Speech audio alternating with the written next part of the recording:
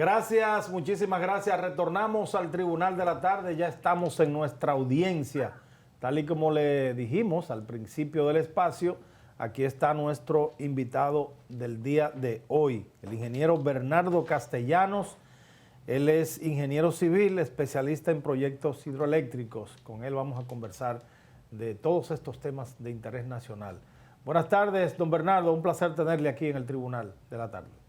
Buenas tardes, Dionisio, Mildred, Julio Ernesto, como siempre, muy halagado y privilegiado de participar en su programa. Muchas gracias, el honor es nuestro. Quisiéramos iniciar con que usted nos haga un recuento, ¿no? de su visión con relación a lo que está pasando en el sector eléctrico, especialmente la subida de la tarifa eléctrica en todo el territorio nacional.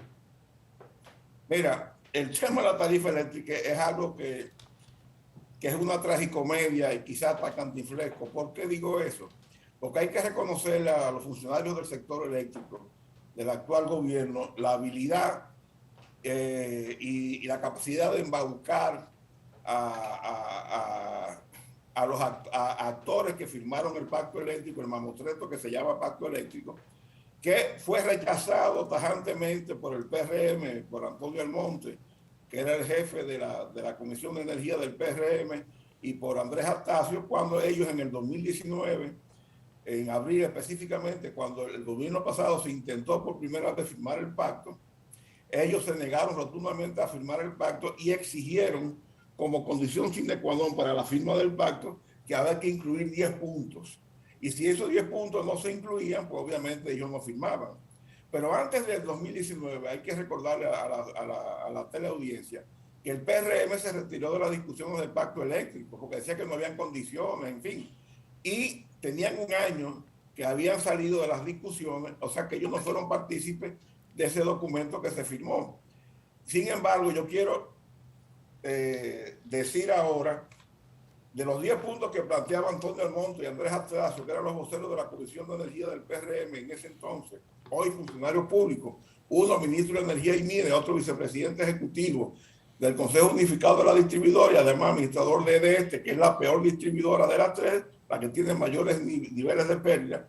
Ellos exigían en el punto número 8, y esto es una joya,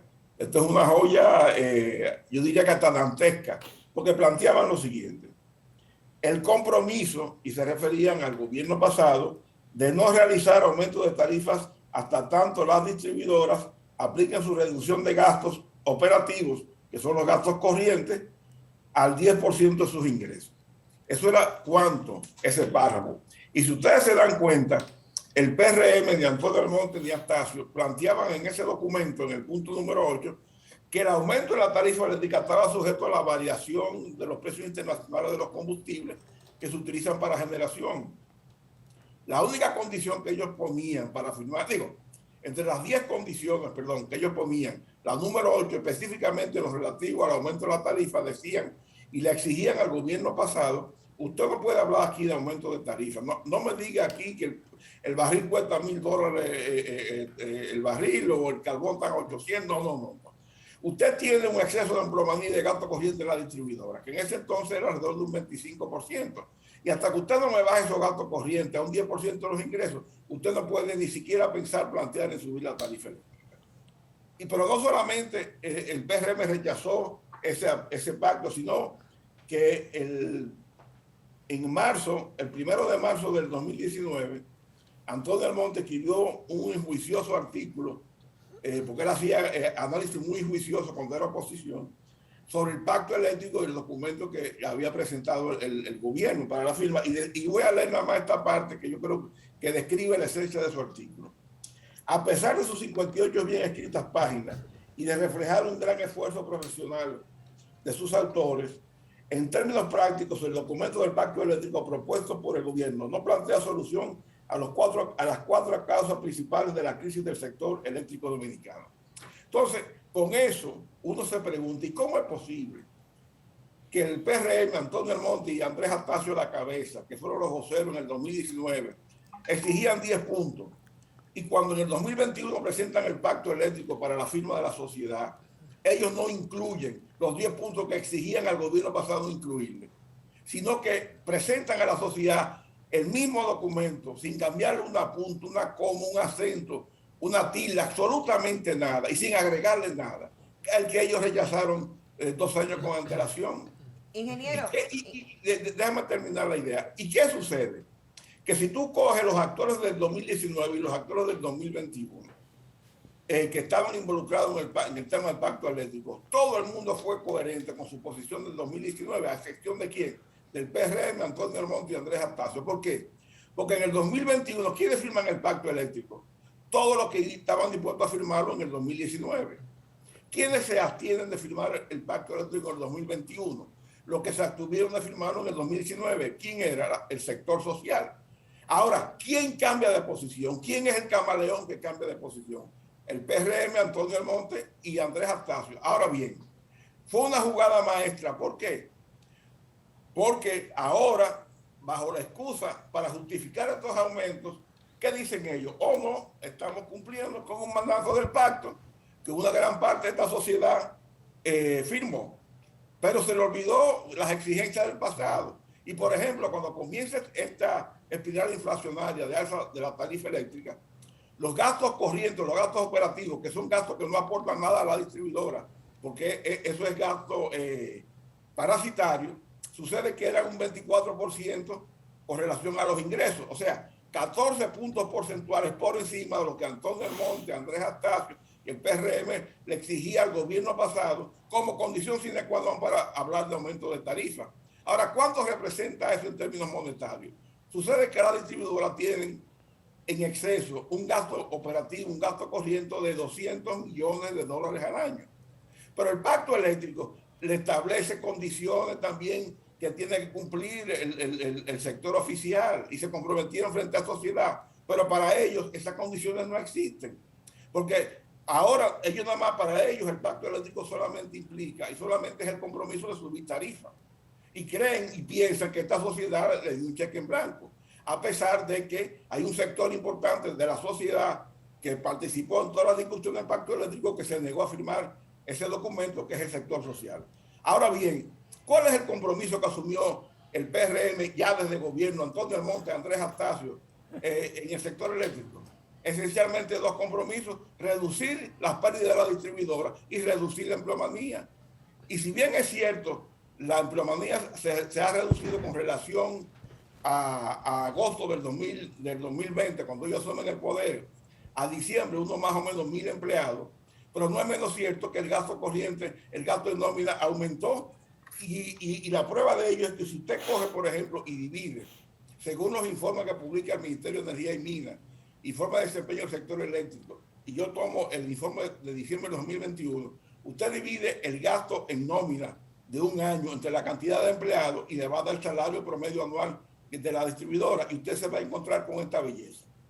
En el 2018, el gasto en nómina de la distribuidora anual, o sea, de los empleados, per cápita, era de $12,830 al año. O sea, un empleado en promedio, los empleados de la distribuidora devengaban un salario de $12,830. Claro, los altos ejecutivos mucho más y los otros menos.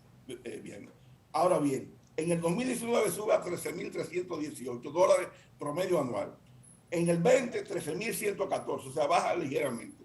Pero en el 21, que es la gestión completa de este gobierno en el sector eléctrico, ¿usted sabe cuánto subió? A $14,859 por empleado promedio. ¿Qué significa eso? Que a pesar de la disminución de los empleados y se aumenta el salario promedio por empleado, ¿qué es lo que le está diciendo? Que las personas que entraron a la distribuidora, porque 1,000 empleados menos el neto, porque ellos sacaron más de 1,000, pero pusieron una cantidad que no sé cuánto es, y al final quedó en una reducción de 1,000. Pero esa reducción de 1,000, los que entraron están ganando con unos salarios fabulosos, que es lo que sube esa media mensual. Ahora, ¿qué ha pasado con las pérdidas que ellos se comprometieron a reducir en el pacto eléctrico? Porque ellos lo firmaron, pero ahora usted le habla de eso y tienen Alzheimer. Y yo me voy a referir a un documento oficial del Ministerio de Economía, Planificación y Desarrollo que se llama Monitor Energético, que lo publican 1 o 2 veces al año, y el último fue publicado en abril de este año. Y miren esta joya, Según ese informe del Ministerio de Economía, Planificación y Desarrollo, tomando cifras oficiales del sector eléctrico que publica la CDE y el Ministerio de Energía y Minas, sucede que las pérdidas promedio de energía de las tres distribuidoras en el 2017 eran 30%. En el 18 bajaron a 28.4%. En el 19 bajaron a 27%. En el 20 subieron a 33%, pero hay que recordar que el 20 es la pandemia, que en marzo el presidente de entonces, Danilo Medina, emite un decreto que prohíbe a la distribuidora cortar la energía eléctrica a los clientes. ¿Y qué generó eso? Que en los sistemas prepagos que no generan factura porque usted paga por adelantado su consumo, esos sistemas no se pusieron restricciones, ahí la gente comenzó a consumir sin control y esa deuda fue una deuda perdida, porque no se puede recuperar porque usted no tiene cómo cobrarle a esa gente. Entonces, ahí hubo un déficit importante y además de pérdida de energía, que luego se corrigió inclusive antes de que este gobierno tomara posición. Entonces, ya hay un aspecto. Ya va a terminar este tema. En el 2021, ¿usted sabe a cuánto suben la pérdida? A 34%. O sea, que ellos, en el año de gestión, que es de su responsabilidad absoluta, el 2021, las pérdidas suben, pero no solamente suben. Yo tengo aquí en mi poder el último informe que publicó el Ministerio de Energía y Minas sobre el desempeño del sector eléctrico cortado a abril del 2021. Y oigan esta joya, estos son datos oficiales. En diciembre del 2021, las pérdidas totales de las tres distribuidoras, léase, cuánta energía yo compro, cuánta energía yo cobro, que es diferente a las pérdidas de energía, que pérdida de energía es cuánta energía yo compro en términos de gigavatio hora, cuánta energía yo facturo en términos de gigavatio hora, pero no incluye el factor económico de cobros y pago a los generadores. Entonces, fíjense eso, en el diciembre de 2021, las pérdidas totales de la distribuidora eran 28%. En marzo del 2022, 36%. Y en abril del 2022, 42%. Pero no solo esa joya. Miren cómo varía la empleomanía. En diciembre del 2021 eran 7.575 empleados. En marzo del 2022, 7.594 y en abril 7.617. O sea, mientras esta gente de manera abusiva le producen unos aumentos en la tarifa eléctrica que perjudican a los que menos tienen y menos pueden, que son los que consumen 200 kilovatios horas al mes o menos, que es el 75% de los clientes de la distribuidora. A los clientes residenciales de 200 vatios horas al mes o menos le han subido la tarifa acumulada con relación a octubre del 2021, cuando no había aumento, entre un 41 y un 46%.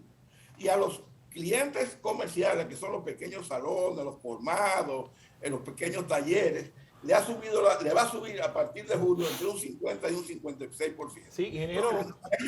Mientras ellos le exigen a la sociedad cargarle todo el peso de la crisis, de su ineficiencia, ellos por su lado siguen tan campantes, con un derroche, una gestión ineficiente. Ahí vamos. Y le quieren echar la culpa a Putin a la guerra de Ucrania. Y yo quiero que ustedes me digan a mí, ¿qué tiene que ver Putin en la guerra de Ucrania con que las pérdidas aumenten?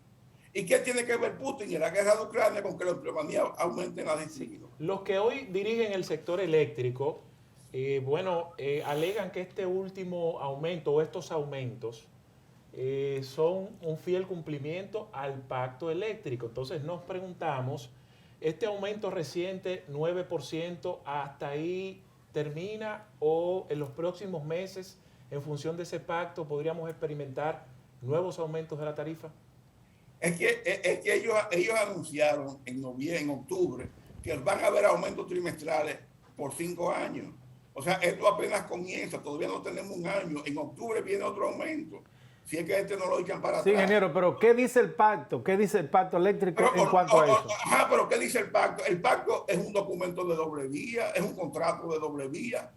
O sea, hay obligaciones de ambas partes. Entonces ellos nada más para el gobierno, Antonio Almonte y Andrés Astacio y el superintendente de electricidad, la única parte que vale del pacto es la que a ellos les conviene, que subir la tarifa y clavarle la ineficiencia de la gestión de la distribuidora a esta sociedad, clavarle la ineficiencia en la gestión de la compra del carbón de Punta Catalina a esta sociedad. ¿Quién es responsable de la compra del carbón de Punta Catalina? El Comité de Compra y Contrataciones de la CDE. ¿Quién presidía el Comité de Compra y Contrataciones de la CDE en el 2021? O el ministro de Energía y Minas, Antonio Almonte. O sea, el administrador de Punta Catalina, ni el que estaba, Serafín Canario, ni el que está, son parte de ese comité de compra. O sea, el administrador que estaba ni el que está ahora, Sergio Marancini, pueden convocar licitaciones para compra de carbón. Esa es una responsabilidad del comité de compra, que en el 2021 lo presidía Antonio Almonte y era miembro fundamental de ese comité de compra, Jorge Reynoso, que es el funcionario que tiene más nombramientos en el sector eléctrico. Es un ministro de ministros en la parte operativa, porque tiene 5 nombramientos: miembro del Comité Técnico de Punta Catalina, miembro del Consejo Unificado de la Distribuidora, director ejecutivo de la CDE, miembro del Comité de Licitaciones, ahora es el presidente del Comité de Licitaciones de la CDE, además asistente de Sergio Marancini. Entonces, ellos son los que tenían la responsabilidad de haber convocado la licitación para la compra de Punta Catalina de un año de carbón en enero del 2021, porque ellos sabían que ese carbón venía subiendo de precio desde abril del 2020 y sabían que un proceso de licitación toma 3 meses, y además sabían que el carbón de Punta Catalina se agotaba, se terminaba lo que se había contratado en la gestión pasada entre julio y agosto del 2021. Ingeniero, entonces, si ellos hubieran hecho eso, hubieran comprado 1.800.000 toneladas de carbón a $70 o menos la tonelada, pero como se descuidaron, fueron irresponsables, fueron negligentes y no planificaron, ¿qué pasó? Que convocan la licitación 5 meses después, en junio, cuando el precio del carbón estaba a $104 la tonelada. ¿Y qué ha generado eso? Sencillo, que lo que se pudo haber comprado a 70 o menos, se llegaba a pagar hasta $384 la tonelada. ¿Y eso qué representa de costo adicional para Punta Catalina? Y no estoy hablando de corrupción. Más de $200 millones por la compra del carbón de un año. ¿Y a dónde van esos $200 millones? Van a incidir en la distribuidora, aumentar su déficit financiero. Entonces, ¿quién es el responsable de aumentar en gran medida el déficit financiero de la distribuidora? ¿Es Putin? ¿Es Ucrania? No, es el Comité de Compra y Contrataciones de la CDE 2021, presidido por el ministro de Energía y Minas, que no ejerció su responsabilidad de convocar con tiempo la licitación del carbón. Y fíjense la diferencia de un funcionario responsable como el ministro de Hacienda, Jorge Vicente, que sabiendo que el gas natural hoy día representa el mayor componente de generación en la materia energética, ¿qué hizo en el 2021? Sacó un seguro de cobertura que se llama un hedge fund. ¿En qué consiste? Que se frizó el precio del gas natural alrededor de $3, 3.40 dólares el millón de BTU, y por encima de ese precio, el incremento que se produjera en los mercados internacionales, ese seguro cubría creo que el 80% en el primer año, el segundo año entre un 70 y un 60%. ¿Y qué ha producido esa previsión que tuvo Jorge Vicente y que no la tuvo Antonio Almonte? Sencillamente que entre el 2021 y lo que va al 2022, el país ha recibido como compensación del alza del gas natural, que le ha permitido mitigar esa alza y poder compensar a través del subsidio más de $60 millones. En cambio, ¿qué hizo el ministro de Energía y Minas? Generar una situación que le ha costado a esta sociedad más de $200 millones. Ingeniero. Entonces, somos nosotros los que tenemos que pagar esa irresponsabilidad. A mí me parece que no. Entonces, que no me hablen de pacto eléctrico, porque el pacto eléctrico es 2 vías, que asuman sus responsabilidades. Porque el ejemplo en una casa comienza de arriba hacia abajo. Si en mi casa yo voy a imponer austeridad y ustedes en su casa van a hacer lo mismo, ustedes no le van a poner austeridad a sus hijos primero y ustedes irse a parrandear. Ingeniero, me voy a quedar con una palabra que usted decía. Voy a quedarme con una palabra que usted decía, que era el concepto responsabilidad. En este caso, esta responsabilidad, y voy a mezclarlo con la parte política, tiene todo un costo político inmenso. Primero, el tema de los apagones, el tema del incremento de la factura tiene un costo político.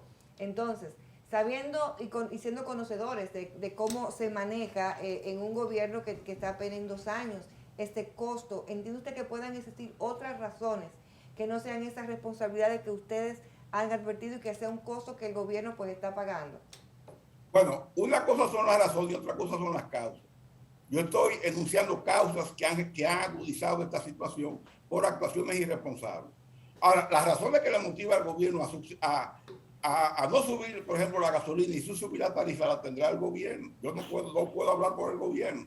Ahora, yo lo que no puedo caer en la trampa del gobierno y los funcionarios del sector eléctrico de querer justificar este mamotreto sobre la base de un pacto que primero no fue un pacto que firmaron todos los actores involucrados en el sector, en el Consejo Económico y Social. Segundo, el pacto que ellos rechazaron en el 2019, donde exigían 10 condiciones que ellos no fueron capaces de incluirlas en la firma del documento del 2021 y pudieron haberlo hecho. Tercero, que ellos presentan incoherencias con relación al tema de la tarifa eléctrica, su planteamiento de oposición y su planteamiento y su ejecutoria de ahora. Y que además, en esta gestión, como yo he demostrado con las cifras oficiales, que vienen de organismos oficiales del gobierno, todo está peor. Miren Punta Catalina, yo les voy a dar un ejemplo de Punta Catalina.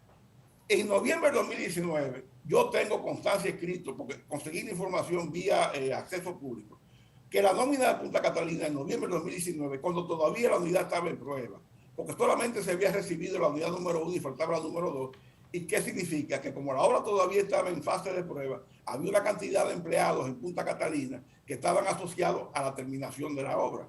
Pues en el 2019 sucede que Punta Catalina en noviembre tenía 169 empleados y una nómina de 15 millones de pesos mensuales, que equivalían en ese entonces más o menos a $300,000. Ahora, miren esta joya, miren esta joya. Sucede que en enero del 2022, la empleomanía de Punta Catalina de 169 en noviembre del 2019 subió a 317. En febrero del 2022 a 318. En marzo del 2022 a 353 y en abril del 2022 a 358. Ahora, ¿y la nómina? ¿Qué pasó con la nómina? En enero del 2022 eran $600,000, el doble de lo que había en el 19, cuando se suponía que debían haber más empleados. En febrero se mantuvieron los $600,000. ¿Y cuánto es la nómina mensual de Punta Catalina en marzo y abril? $1 millón. O sea, han triplicado en gasto corriente, que es un gasto improductivo, han triplicado el gasto en nómina de Punta Catalina y han multiplicado por 2 la empleomanía. Bueno, ¿y qué implicaciones tiene eso? Obviamente eso afecta la rentabilidad de Punta Catalina, porque las utilidades de Punta Catalina están sujetos a una eficiencia en los gastos. Y si usted aumenta gasto corriente que no produce nada, entonces usted está... Pero hay una administración, ingeniero, Punta Catalina tiene una administración que no es dirigida políticamente, o sea, hay un administrador que no tiene nada que ver con el partido oficialista. Bueno, eso yo corroboro, pero lo que yo estoy dando son datos oficiales que usted lo puede conseguir en el informe de desempeño del sector eléctrico de abril 2021. Bueno. Usted descarga el anexo que está en Excel, usted hay una pestaña que dice Punta Catalina y usted se va a encontrar con la información que yo acabo de leer. Porque lo que sí, yo no estamos dudando de la información que usted da, sino que, bueno, diríamos nosotros, hay que preguntarle entonces al señor Celso Marrancini para que le diga al país por qué han aumentado la nómina de Punta Catalina. Además, yo no digo la información la da oficialmente el Ministerio de Energía y Minas en esos documentos, que toda la ciudadanía tiene acceso. Yo simplemente la transmito, yo leo. Eso es todo lo que yo hago. Eso lo puede leer mi nieto de 4 años. O sea, yo no le quito ni le pongo. Ingeniero. Ahora, lo que estoy dando son datos reales, porque yo tengo la información. O sea, yo no estoy manipulando ni estoy inventando. Pero además de eso, ¿cuál ha sido el lucro cesante? O sea, la pérdida de utilidades que ha tenido Punta Catalina en esta gestión de gobierno por la mala operación de la central. Recuerden que en enero del 2021, a principios de enero, la unidad salió de servicio y el Ministerio de Energía y Minas de la CDE mantenían silencio y no decían nada a la sociedad. Un medio de comunicación se entera y cuando va a publicar la noticia, va a la fuente para conseguir una reacción. Y entonces ahí emiten un comunicado diciendo que está fuera de servicio, sí, que va a entrar en 40, 60 días y el ministro se compromete públicamente con esta sociedad a que a final de enero del 2021 va a dar un informe pormenorizado. No solamente lo que había sucedido con Punta Catalina, sino de cómo lo habían recibido. Sucede que Jaimarite denunció que eso había sido una mala operación y esta es la fecha que no sabemos. El ministro no ha vuelto a hablar de ese informe, no ha dicho nada. Entonces, eso uno tiene que asumir que el silencio del ministro confirma la acusación de Jaime Ariste como una mala operación. Bueno, esa mala operación 2021. Sí, disculpe que por razones de tiempo ya nos informan que el tiempo se nos ha agotado. Agradecido una vez más de su participación con nosotros y expresarnos su visión, su punto de vista del sector y a propósito de toda esta situación que se ha dado con el aumento de la tarifa eléctrica. Muchísimas gracias por estar con nosotros. De igual forma a nuestra teleaudiencia, agradecidos de su sintonía. Nos despedimos hasta mañana, invitándolos a que estaremos con todos ustedes de 5 a 6 en otro Tribunal de la Tarde.